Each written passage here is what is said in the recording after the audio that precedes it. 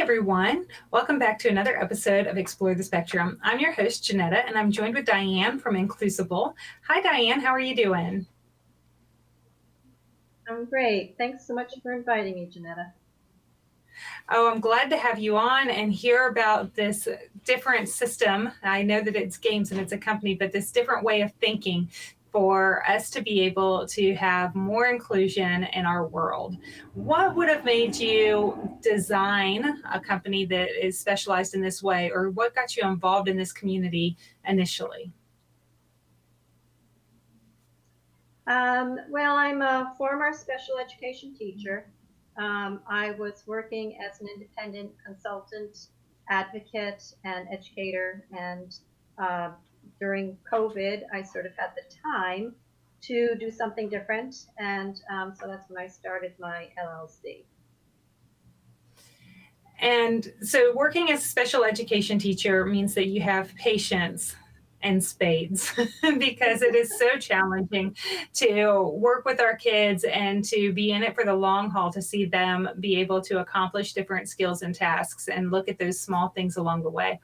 And I believe that one of the things that most of our kids want more than anything is friendships, and they want to be included in the same way as everybody else. And so to create content for us to easily be able to engage with them in that is just splendid. And I'm genuinely grateful that you're doing that for our children. So tell us a little bit more about what Inclusible is. Well, inclusible, the term itself means suitable for inclusion. And my goal is to make spaces and activities that are suitable for inclusion so that kids and adults of all abilities can spend time together. And I do it in two ways. I use games as my tool, and I use the games in two ways. One thing I do is I host game playing events, and the other thing is I create games, as you mentioned. So I make some of my own games. One of my pet peeves has been throughout the years I've worked with young adults, older students, and then even adults and seniors with autism and different intellectual and developmental disabilities. And one of my pet peeves is that it's difficult to find games that are easy enough to play, but are not babyish.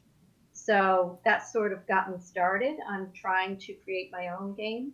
Um, and one of the other things that I find is important is to have games that are introducing players to typical game playing skills.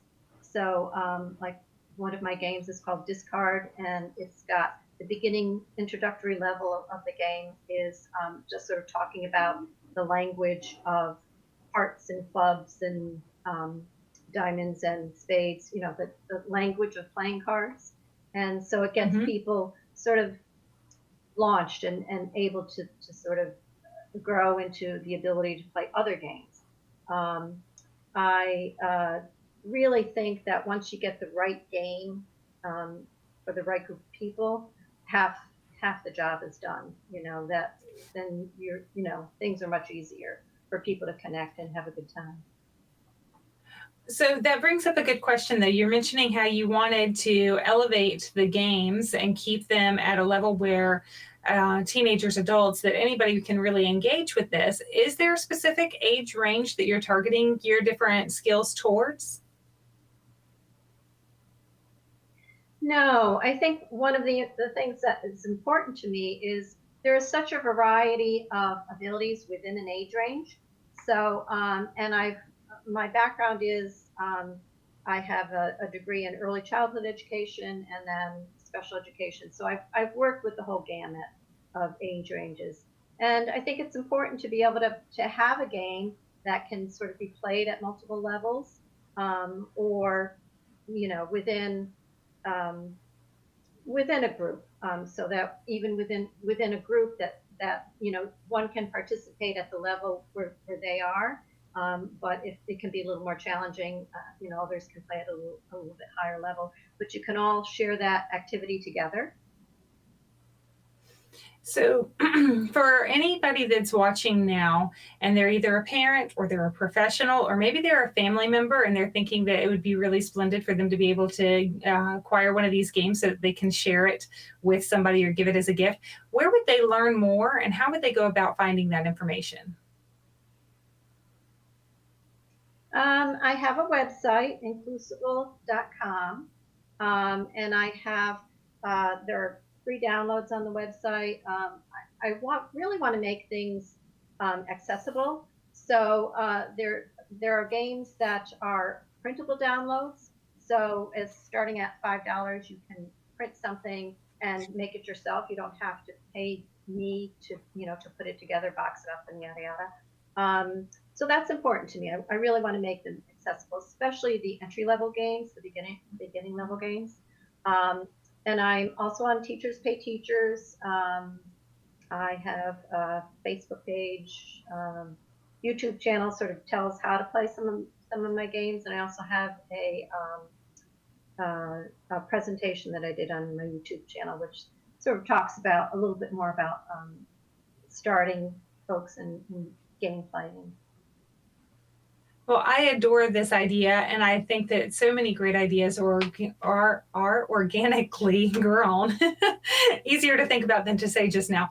But you're doing something that is necessary, and it's fun, and it's a way for our kids to be able to enhance their social skills, their academics, and the list goes on and on. When you have an occupational therapist or speech therapist working with them, these are ways for them to introduce those ideas as well.